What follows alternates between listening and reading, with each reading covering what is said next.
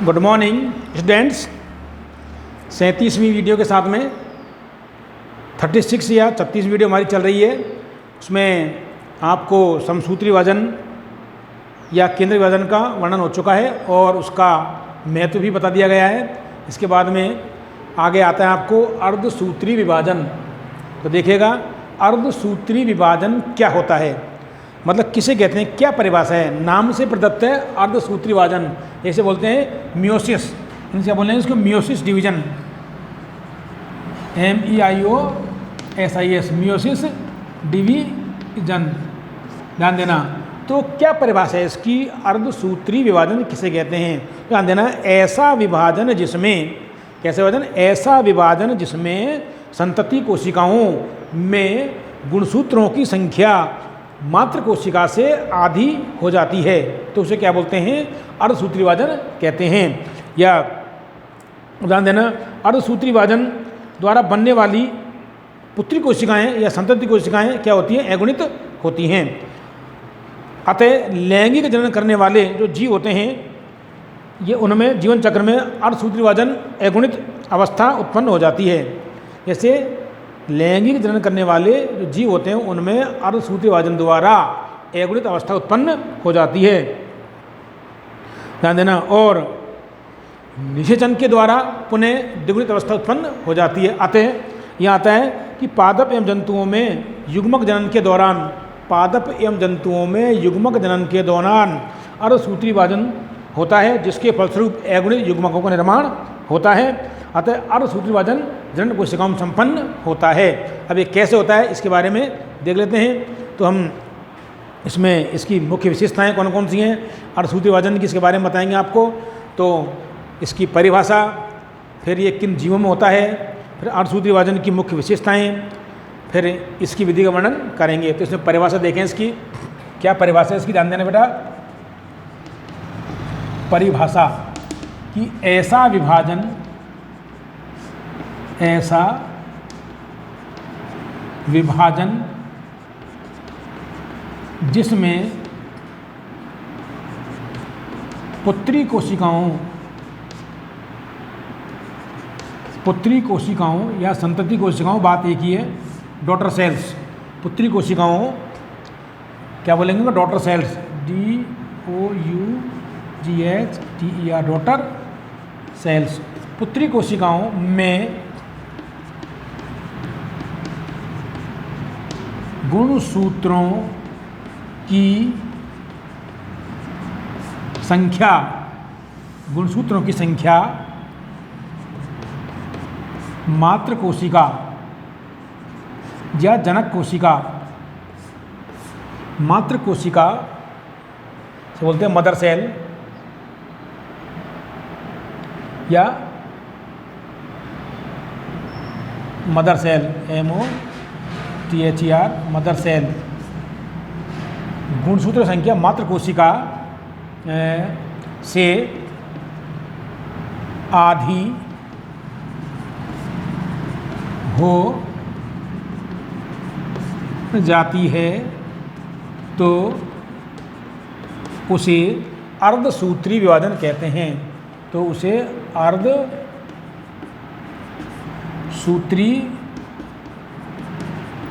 विभाजन कहते हैं।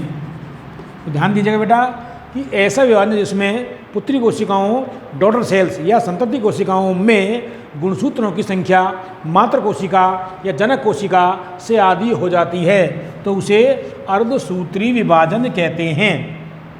क्या कहते हैं उसे, अर्धसूत्री विभाजन कहते हैं। अब ध्यान देना, अर्धसूत्री विभाजन के द्वारा बनने वाली कोशिकाएं कैसी होती हैं, अगुणित। इसमें देखो अगला पॉइंट है, अर्धसूत्री विभाजन द्वारा, अर्धसूत्री विभाजन द्वारा बनने वाली, अर्धसूत्री विभाजन द्वारा बनने वाली पुत्री कोशिकाएं, जो पुत्री कोशिकाएं बनती हैं, द्वारा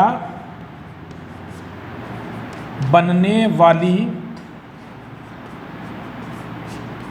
पुत्री कोशिकाएं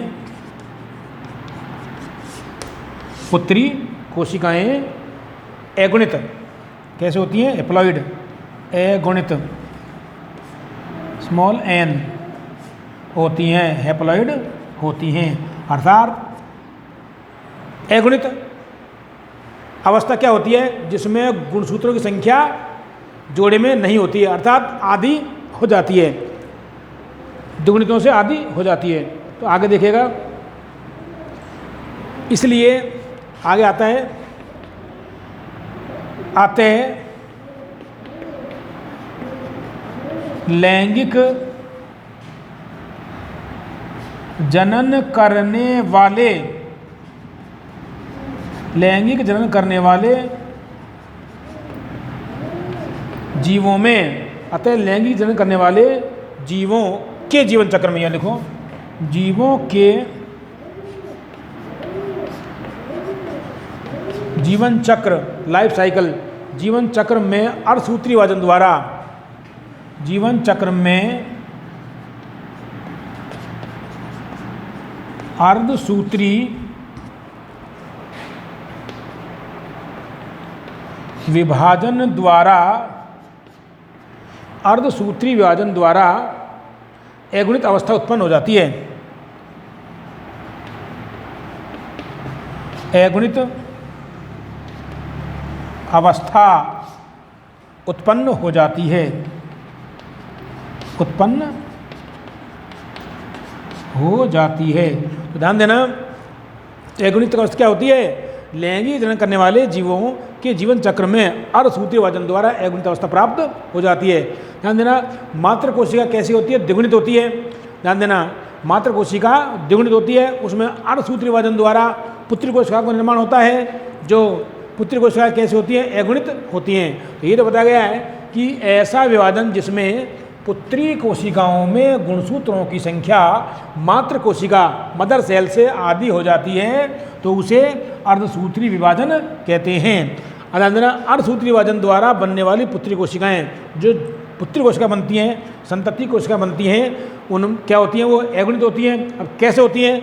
अतः लैंगिक जनन करने वाले जीव जो होते हैं, लैंगिक जनन करने वाले जीव पादप जंतु के जीवन चक्र में अर्धसूत्री विभाजन द्वारा अगुणित अवस्था उत्पन्न हो जाती है, अर्थात उनमें गुणसूत्र संख्या आधी हो जाती है जनक कोशिका से।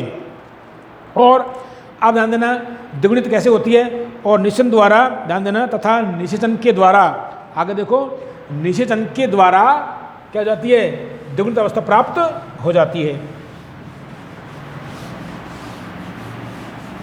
निषेचन किस में होता है? युग्मकों में, नर युग्मक और मादा युग्मकों में क्या होता है? निषेचन होता है, जिससे द्विगुणित अवस्था प्राप्त हो जाती है। आगे देखो, इसमें निषेचन द्वारा द्विगुणित अवस्था पुनः स्थापित हो जाती है। आगे देखो, निषेचन द्वारा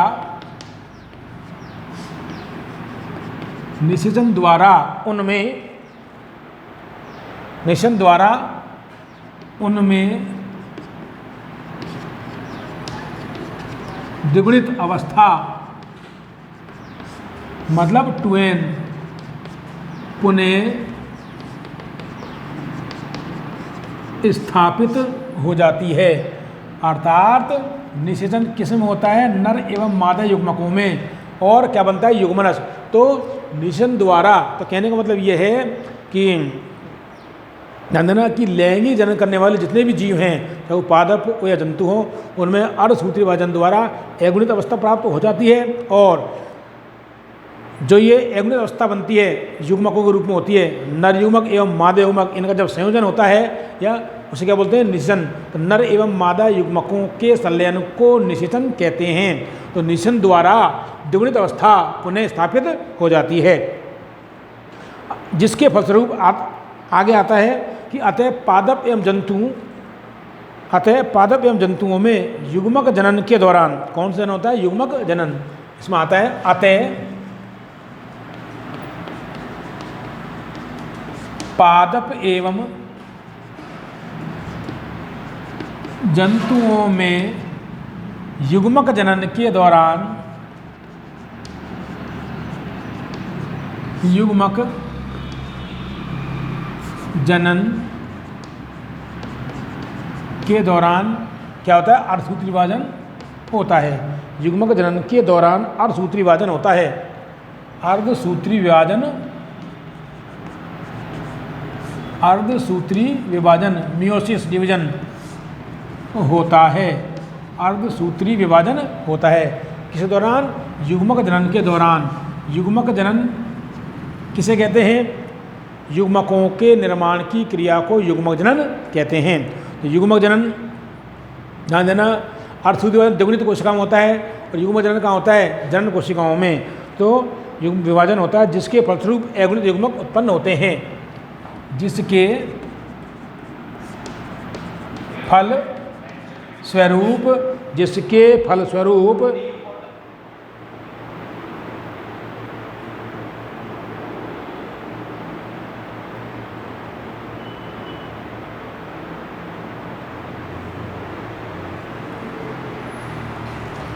ध्यान देना बेटा, जिसके फलस्वरूप अगुणित युग्मक उत्पन्न होते हैं। जिसके फलस्वरूप क्या होते हैं? अगुणित उत्पन्न होते हैं। तो मतलब पादप एवं जंतुओं में युग्मक जनन के दौरान अर्धसूत्री विभाजन होता है जिसके फलस्वरूप अगुणित युग्मक उत्पन्न होते हैं। अब देखो, अतः मतलब अर्धसूत्री विभाजन किन में होता है? जनन कोशिकाओं में होता है। आगे देखो, अतः अर्धसूत्री विभाजन जनन कोशिकाओं अर्धसूत्री विभाजन जनन कोशिकाओं में संपन्न होता है या जनन कोशिकाओं में होता है। तो अर्धसूत्री विभाजन जनन कोशिकाओं में संपन्न होता है या जनन कोशिकाओं में होता है। यदि आप इसको भी न करें तो बात वही है, अर्धसूत्री विभाजन जनन कोशिकाओं में होता है। तो इससे कहने का मतलब यह है कि जनन कोशिकाओं में अर्धसूत्री विभाजन होता है। आगे देखिएगा आप, अब आता है अर्धसूत्री विभाजन की मुख्य विशेषताएं। अर्धसूत्री विभाजन की मुख्य विशेषताएं, वह इसकी कौन कौन सी विशेषताएं होती हैं इसमें देखिएगा। अर्धसूत्री विभाजन की प्रमुख विशेषताएं, ध्यान देना, ये विशेषताएं आपको समसूत्री विभाजन से अंतर करने में सहायक होंगी। ध्यान देना बेटा कि अर्धसूत्री विभाजन की मुख्य विशेषताएं कौन कौन सी होती हैं। पहला आता है अर्धसूत्री विभाजन के दौरान क्या होता है? ध्यान देना, अर्धसूत्री विभाजन के दौरान केंद्रक विभाजन एवं कोशिका द्रव के दो अनुक्रमिक चक्र संपन्न होते हैं। ध्यान देना, पहली विशेषता क्या है इसकी? अर्धसूत्री विभाजन के दौरान, अर्धसूत्री विभाजन के दौरान क्या होता है कि केंद्रक विभाजन दौरान क्या होता है? केंद्रक का विभाजन होता है। तो केंद्रक विभाजन कैरियोकाइनेसिस, KARYOKINESIS, कैरियोकाइनेसिस और कोशिका द्रव्य विभाजन, कोशिका द्रव्य विभाजन साइटोकाइनेसिस के दो अनुक्रमिक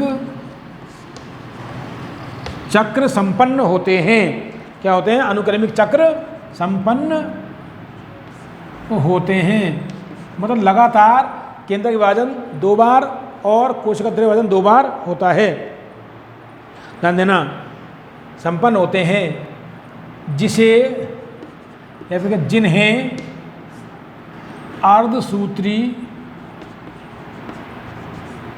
अर्धसूत्री विभाजन फर्स्ट अर्धसूत्री विभाजन फर्स्ट और अर्धसूत्री विभाजन सेकंड, अर्धसूत्री विभाजन सेकंड कहते हैं। तो ध्यान दीजिएगा, अर्धसूत्री विभाजन फर्स्ट और अर्धसूत्री विभाजन सेकंड कहते हैं। तो देखिएगा, अर्धसूत्री विभाजन के दौरान केंद्रक विभाजन और कोशिका द्रव्य विभाजन के दो अनुक्रमिक चक्र संपन्न होते हैं। ध्यान देना, जिन्हें अर्धसूत्री विभाजन फर्स्ट और अर्धसूत्री विभाजन सेकंड कहते हैं। इसके बारे में हम आपको चार्ट द्वारा बताएंगे और डायग्रामेटिक भी बताएंगे। अतः ध्यान देना, सारांश में क्या आता है, अतः इस विभाजन में डीएनए का प्रतिकरण सिर्फ एक चक्र पूर्ण होता है। अतः इस विभाजन में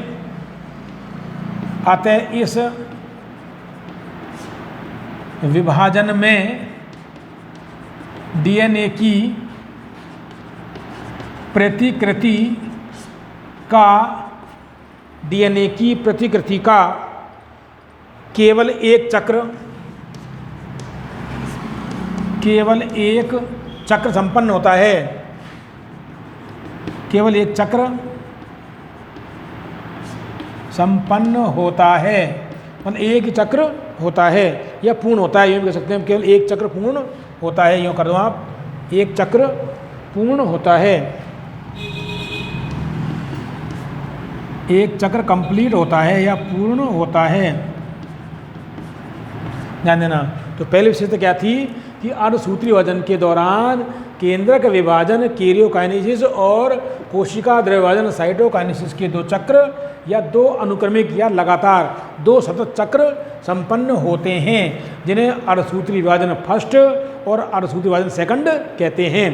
इस विभाजन में अतः सारांश में क्या आता है, इस विभाजन में डीएनए की प्रतिकृति अर्थात डीएनए का डुप्लीकेशन केवल एक का, डीएनए की डुप्लीकेशन या डीएनए की मात्रा का द्विगुणित होना केवल एक चक्र पूर्ण होता है। ध्यान देना, दूसरी इसकी विशेषता देखिएगा, एस अवस्था जो होती है, एस अवस्था में पैतृक गुणसूत्रों की प्रतिकृति के साथ समान संतति अर्धगुणसूत्र बनने के बाद, ध्यान देना, एस अवस्था में गुणसूत्रों की प्रतिकृति या पैतृक गुणसूत्रों की प्रतिकृति के साथ समान संतति अर्धगुणसूत्र बनने के बाद अर्धसूत्री विभाजन फर्स्ट अवस्था प्रारंभ होती है। तो कहाँ से प्रारंभ होती है कि अर्धगुणसूत्र बनने के बाद अर्धसूत्री विभाजन फर्स्ट अवस्था प्रारंभ होती है। तो ये कब प्रारंभ, अर्धसूत्री विभाजन फर्स्ट प्रारंभ कब होता है, तो देखो एस अवस्था, संश्लेषण अवस्था इसे बोलते हैं। एस अवस्था में पैतृक गुणसूत्रों की, मतलब जनक पैतृक गुणसूत्रों की प्रतिकृति, पैतृक गुणसूत्रों की प्रतिकृति के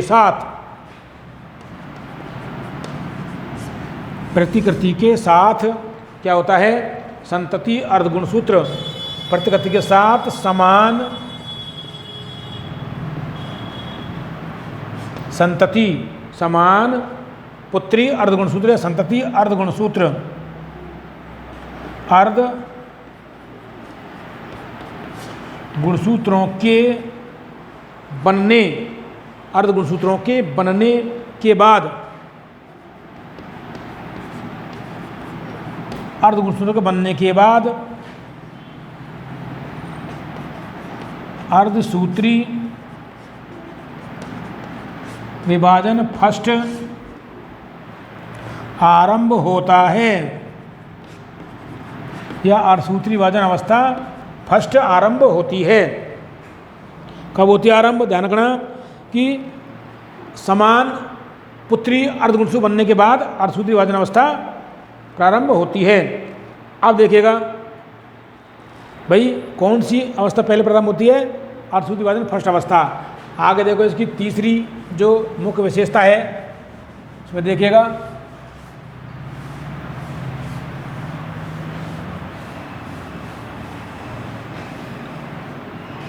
हाँ तो बेटा देखो तीसरी जो इसकी विशेषता है कि अर्धसूत्री विभाजन फर्स्ट या अर्धसूत्री फर्स्ट विभाजन या अर्धसूत्री विभाजन फर्स्ट में समजात गुणसूत्रों का युगलन और पुनर्योजन होता है। तीसरी जो इसकी विशेषता है, ध्यान देना,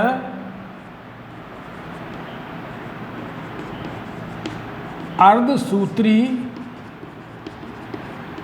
विभाजन फर्स्ट में समजात गुणसूत्रों का, कौन से गुणसूत्र? समजात, होमोलोगस क्रोमोसोम्स,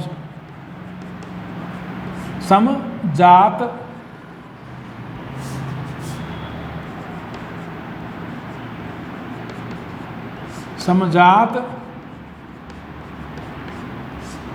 गुणसूत्रों, homologous HOMOLOGOUS, homologous chromosomes, CHRO chromosomes, homologous chromosomes, समजात गुणसूत्रों का युगलन एवं पुनर्योजन, युगलन एवं पुनर्योजन होता है। ध्यान देना, अर्धसूत्री विभाजन फर्स्ट में समजात गुणसूत्रों का युगलन क्या होता है? समजात गुणसूत्रों का युगलन एवं पुनर्योजन होता है। और जो चौथी विशेषता है, इंपॉर्टेंट है, ध्यान रखना, चौथी विशेषता में क्या होता है आपके? अर्धगुणसूत्र सेकंड, अर्धसूत्री विभाजन सेकंड के अंत में 4 अगुणित कोशिकाओं का निर्माण होता है, अतः विभाजन प्रक्रिया 2 बार में पूर्ण होती है। तो देखो, अर्धसूत्री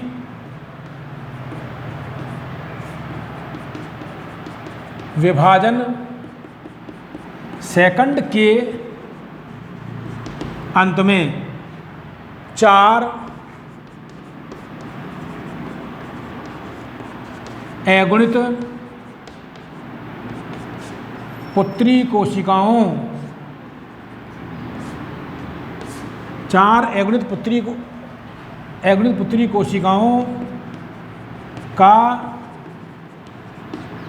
निर्माण होता है, 4 अगुणित पुत्री कोशिकाओं का निर्माण होता है, अतः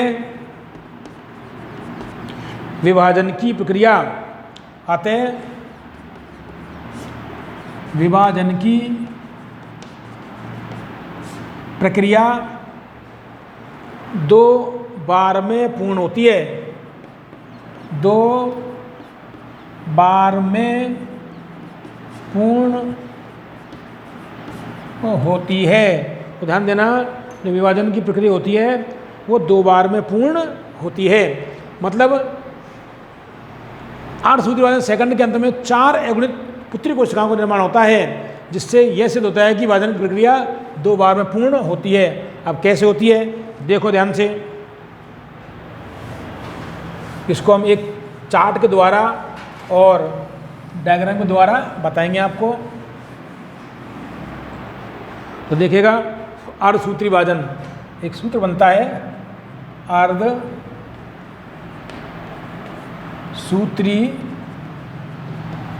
विभाजन, इसको फॉलो करेंगे, ध्यान रखना।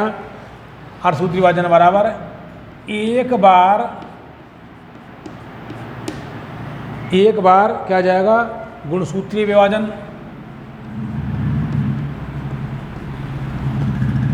गुणसूत्रीय विभाजन, एक बार गुणसूत्रीय विभाजन प्लस 2 बार केंद्रक विभाजन, 2 बार केंद्रक विभाजन प्लस 2 बार कोशिका द्रव्य विभाजन, समझा? प्लस 2 बार कोशिका द्रव्य विभाजन। तो ध्यान देना, अर्धसूत्री विभाजन में क्या होता है बेटा कि केवल एक बार गुणसूत्रों का विभाजन होता है। ध्यान देना, और 2 बार केंद्रक का विभाजन होता है केरियोकाइनेसिस, और 2 बार ही क्या होता है साइटोकाइनेसिस। तो इसकी हमें फॉलो करना है आगे, कोशिका द्रव्य का विभाजन होता है। अब देखिएगा आप, इसका एक चार्ट है, चार्ट फॉलो करेंगे आप, इसको डायग्राम के द्वारा बताया जाएगा आपको, या फिर पहले डायग्राम देख लेंगे फिर चार्ट के रूप में बता देंगे इसको। तो डायग्रामेटिक देख लें इसको एक बार, ध्यान देना। अर्धसूत्री विभाजन क्रियाविधि, इसमें आता है अर्धसूत्री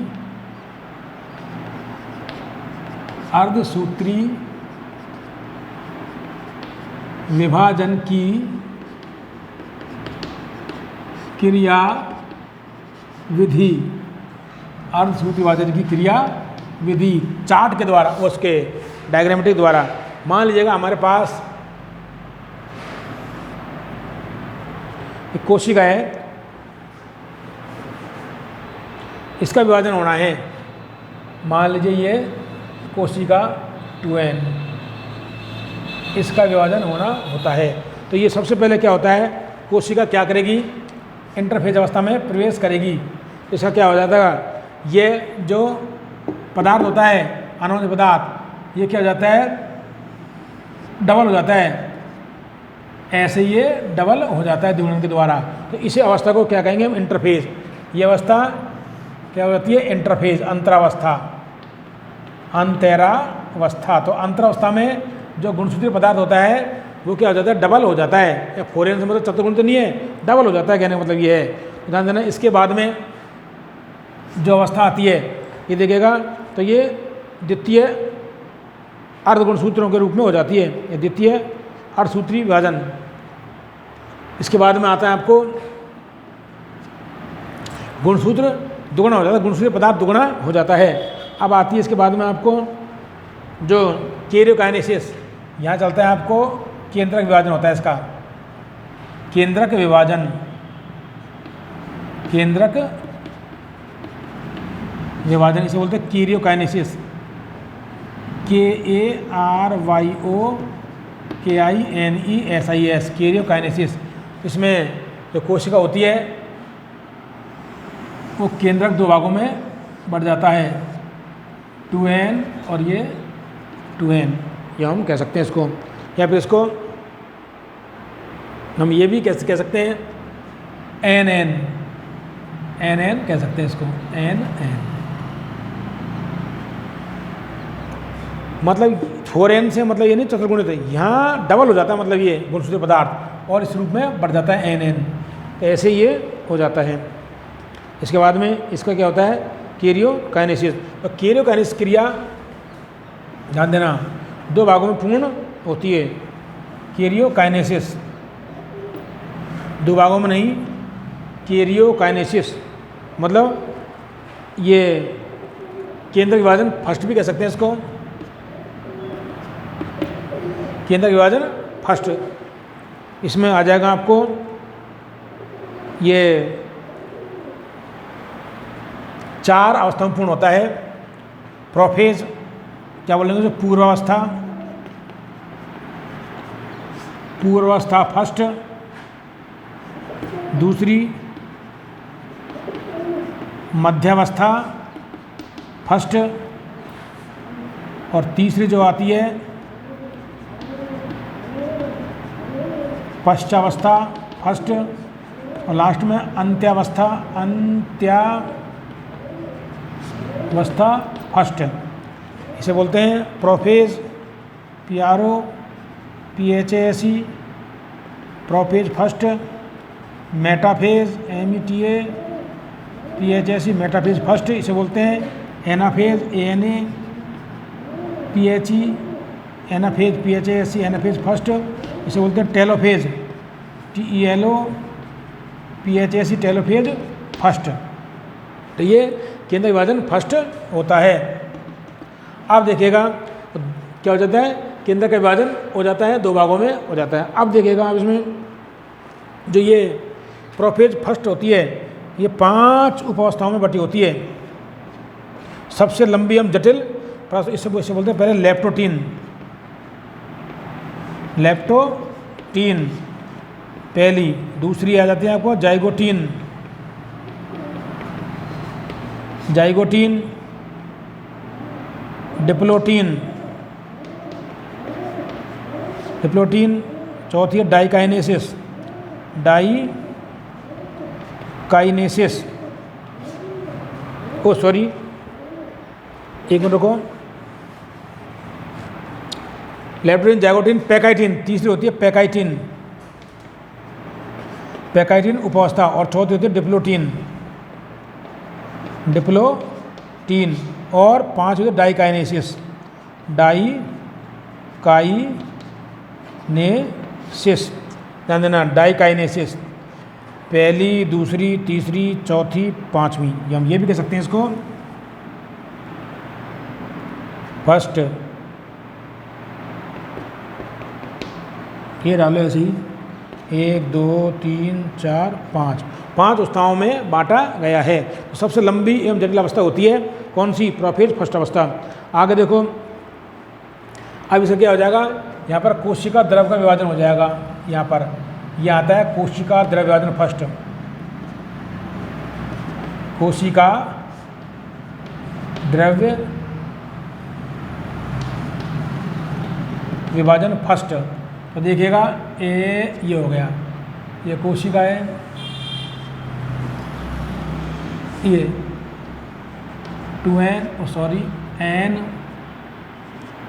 और ये n, ऐसे ये कोशिका विभाजन हो जाता है। और इससे क्या बनती है? 2 कोशिकाएं बनती हैं, n और ये n, 2 कोशिकाओं का निर्माण होता है। अब ध्यान देना, इसमें एक को कर लेते हैं, यहाँ पर ध्यान देना, दूसरा कैरियोकाइनेसिस होता है। कौन सा? कैरियोकाइनेसिस, दूसरा कैरियोकाइनेसिस, केंद्रक विभाजन सेकंड। एक का देख रहे हैं, इस वाले का, इसका भी ऐसे होगा same, karyokinesis, KARYOKINESIS, karyokinesis second. इसमें ध्यान रखना, ये वही 4 भागों में बटा होता है, anaphase second, metaphase second, prophase second, anaphase, metaphase second, anaphase second और टेलोफेज सेकंड। ध्यान देना। अब ये कोशिका जो होती है पुनः एगुणित कोशिकाएं, तो ये ऐसे डिवाइडेशन हो जाएगी, ध्यान रखना। इसमें देखो